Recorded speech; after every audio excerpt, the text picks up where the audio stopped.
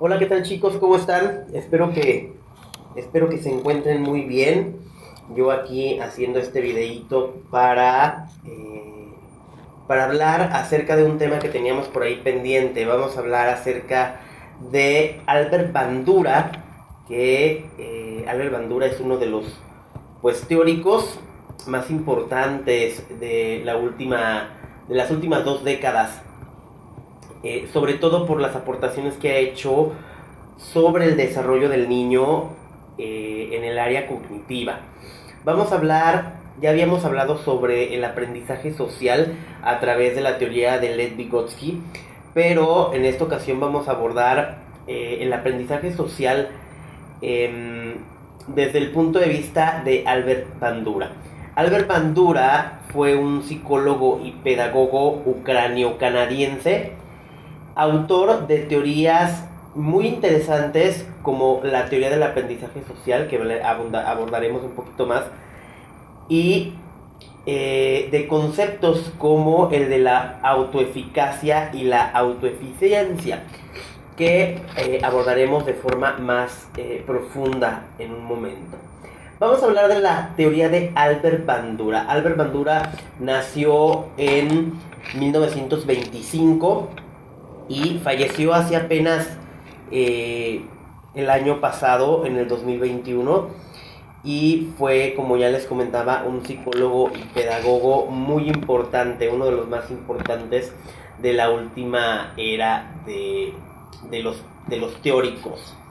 La teoría de Albert Bandura se basa en que hay dos tipos de aprendizaje donde el refuerzo directo no es el principal mecanismo de enseñanza, sino que el elemento social puede dar lugar al desarrollo de un nuevo aprendizaje entre los individuos. La teoría del aprendizaje social es útil para explicar cómo las personas pueden aprender cosas nuevas y desarrollar nuevas conductas mediante la observación de otros individuos. Así pues, esta teoría se ocupa del proceso de aprendizaje por observación entre las mismas personas, lo que conocemos como aprendizaje social, aprendizaje por observación o aprendizaje por imitación. En la teoría del aprendizaje social de Albert Bandura, elaborada por ahí de los años 70, finales de los 70, 1976, 78, más o menos, se basa en teorías del aprendizaje conductistas. Ya vimos conductismo al principio de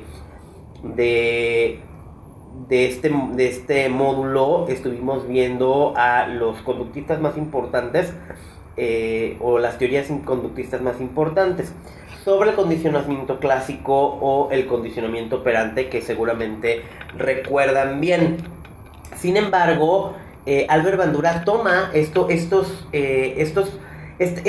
postulados, ¿sí?, con respecto a los reforzadores, y le añade dos ideas importantes. La primera: los procesos de mediación se producen entre estímulo y respuesta. ¿Qué quiere decir? Que el proceso para el aprendizaje también se da no solamente entre el estímulo y la respuesta, sino en lo que pasa entre estos dos. Otro punto importante que nos aclara Bandura es que la conducta es aprendida desde el medio ambiente a través del proceso de aprendizaje por observación. ¿Qué quiere decir?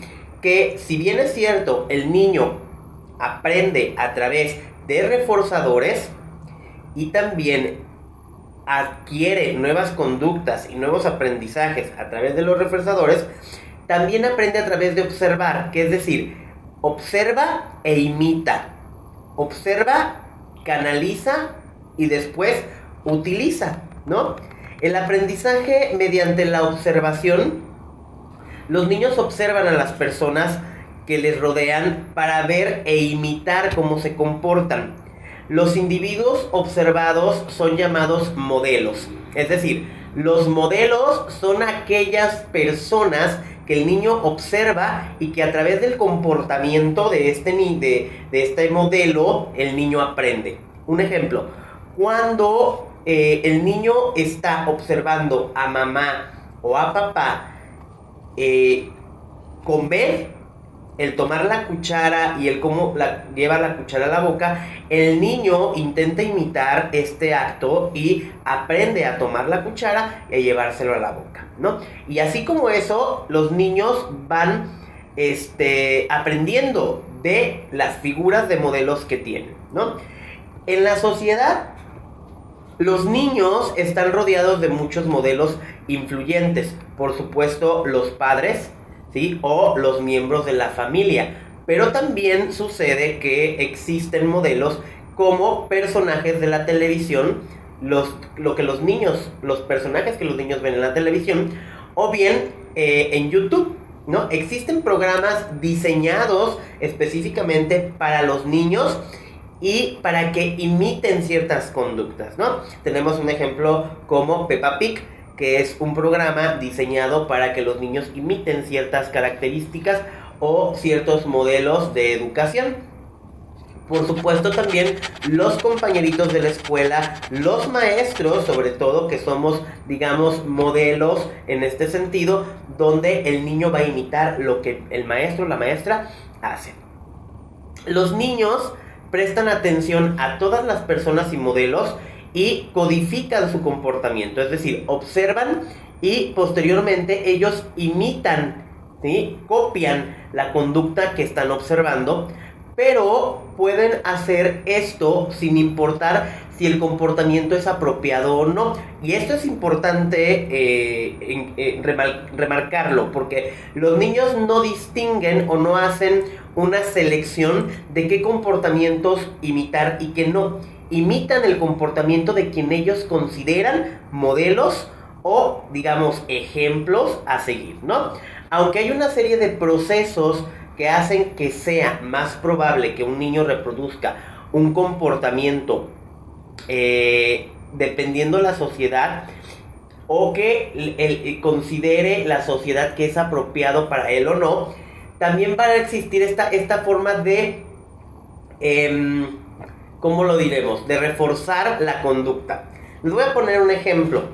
Cuando un niño escucha a su mamá, a su papá o a sus hermanos decir una mala palabra, el niño la repite porque la aprendió a través de los modelos, ¿sí? Imita el vocabulario de mamá o de papá o de la gente que está a su alrededor. Si cuando el niño imita esta conducta que es, digamos, no aceptable o no propia o no muy apropiada socialmente, y los papás o la mamá o la abuela o los primos o los tíos o quien sea se le ríen el acto de decir una mala palabra, están haciendo que el niño vea como algo aceptable o que es algo bueno, y por lo tanto lo sigue repitiendo. ¿Qué estamos haciendo? Estamos reforzando la conducta de que el niño diga malas palabras a través de nuestra risa o a través de nuestra gracia o a través del jijiji, mira qué chistoso, dijo una palabrota, ¿no? Entonces estamos reforzando esa conducta que el niño va a repetir y la va a seguir repitiendo. Y cuando queramos que el niño deje de repetir esa palabra, pues ahí va a estar el problema. ¿Por qué? Porque ya hemos reforzado tanto el comportamiento que vamos a tener que utilizar otra forma de reforzamiento o de extinción de la conducta para que el niño deje de presentar esa conducta, que ya vimos también en el conductismo de qué manera podemos evitar o disminuir una conducta. En primer lugar, el niño tiene más probabilidades de imitar a aquellas personas que percibe como más semejantes. En consecuencia, es más probable que imite la conducta modelada por personas del mismo sexo. Es decir, si el niño imitará posiblemente a conductas de varones y las niñas conductas de mujeres. No es una regla, a veces no sucede así, a veces niños imitan conductas femeninas y niñas imitan conductas masculinas. Esto también depende mucho de la cultura. Recordemos que la cuestión de los géneros, lo que es masculino y lo que es femenino, pues está relacionado con la cultura, ¿no? Pero bueno, no nos vamos a meter ahorita en eso de los comportamientos o roles de género. Posteriormente, las personas que rodean al niño van a responder al comportamiento que imita, ya sea con el refuerzo o el castigo, que ya lo hablábamos también en el conductismo. Si un niño imita el comportamiento de un modelo y las consecuencias son gratificantes, el niño es probable que continúe realizando dicho comportamiento. Como ya les mencionaba, si al niño le ríen o le celebran que diga una palabrota, pues entonces el niño seguirá repitiendo esa conducta, ¿sí? Por lo contrario, ¿sí? Si la conducta es no aprobada, castigada o a través de un castigo negativo o positivo, pues obviamente esto puede hacer que la conducta disminuya o desaparezca. El fortalecimiento de una conducta puede ser externo o interno, o puede ser positivo o negativo. Si un niño busca la aprobación de sus padres o compañeros, esta aprobación será un refuerzo externo. Sentirse feliz por haber sido aprobado es un refuerzo interno, es decir, la satisfacción que tiene el niño por haber realizado algo, ¿no? Un niño se comportará de manera en la que piense que va a ganar la mayor aprobación, ya sea de forma innata o a través de un impulso. Recordemos que somos seres sociales, entonces desde pequeños necesitamos sentir la aprobación de los demás, específicamente de mamá o de papá. Crecemos con esta idea de que necesitamos la aprobación de mamá y de papá para estar realizados, ¿sí? Para ser gratificantes. ¿Qué es lo que buscamos? El amor de mamá, el amor de papá, el cariño y la aceptación de mamá y de papá. ¿Y cómo lo hacemos? Pues tratando de complacer. Entonces, por lo general, el refuerzo positivo o negativo tendrá poco impacto si el esfuerzo ofrecido externamente no coinciden con las necesidades del individuo. ¿Qué significa? El refuerzo puede ser positivo o negativo, pero lo importante es que este conduzca a un cambio en el comportamiento de la persona. Por más reforzamientos que planteamos, si el individuo, el niño, no se siente bien al estímulo, no va a ser probable que repita la conducta, ¿sí? Hay 4 procesos de mediación propuestas por Bandura. La primera de ellas es la atención.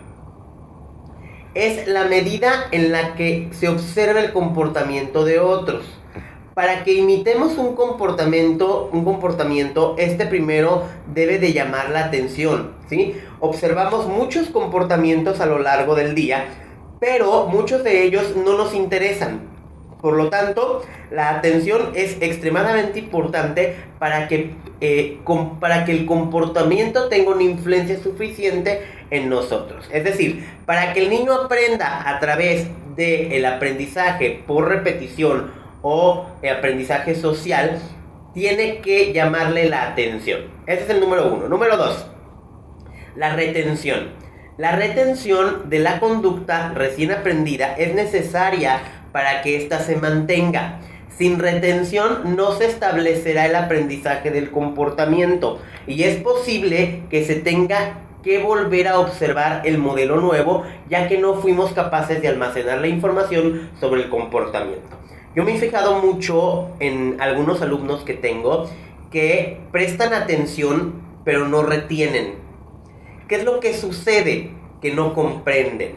Es decir, observan, pero a la hora de llevar ya lo que observaron a la práctica no lo saben realizar. ¿Por qué? Porque no comprendieron. Entonces es importante comprender desde mi desarrollo lo que estoy observando para poderlo retener. Si no hay una comprensión, entonces no va a haber una retención. No lo voy a aprender.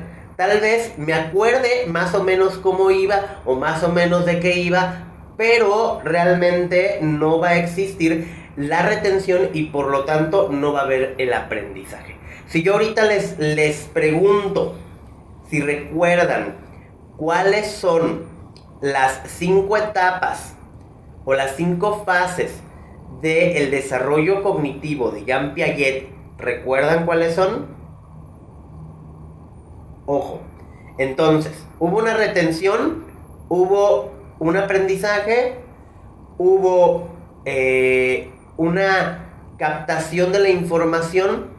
Sí se entendió, porque para poder retener necesitamos comprender y entender. Si en este momento que yo les hice estas preguntas de cuáles eran las 5 etapas del desarrollo cognitivo de Jean Piaget no se acordaron, entonces quiere decir que no lo aprendieron y que hay que volverlo a estudiar. Después viene la parte de la reproducción. El tercer punto es la capacidad de realizar la conducta que el modelo acaba de mostrar y que dirige o nos gustaría ser capaces de imitar ciertos comportamientos. Es decir, ya pusimos atención, ya retuvimos, ahora vamos a reproducir, es decir, a repetir el comportamiento que el modelo está realizando. En el caso de los niños, pues papá, mamá o maestros o quien sea el modelo. Después viene la cuarta fase, que es la motivación. Se trata de la voluntad de realizar una conducta.